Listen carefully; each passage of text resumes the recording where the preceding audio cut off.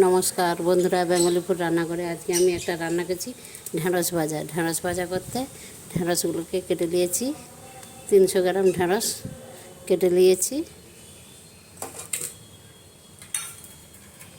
এবারে ওতে দেবো হচ্ছে নুন, তেল, হলুদ আর গোটা লঙ্কা।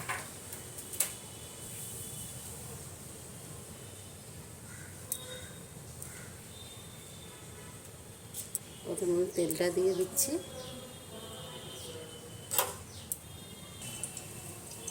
লঙ্কা দিয়ে দিচ্ছি দুটো, কেটে দিয়ে দিচ্ছি লঙ্কাটা।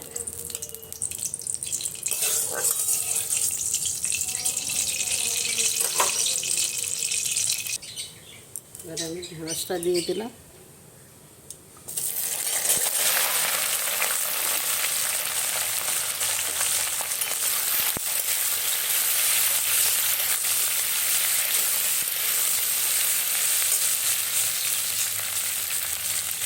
নুন দিয়ে দিলাম স্বাদ মতো,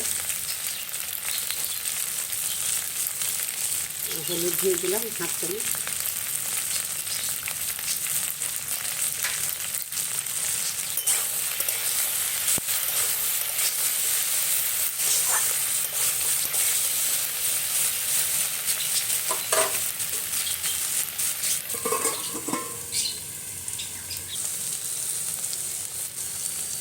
নমস্কার বন্ধু,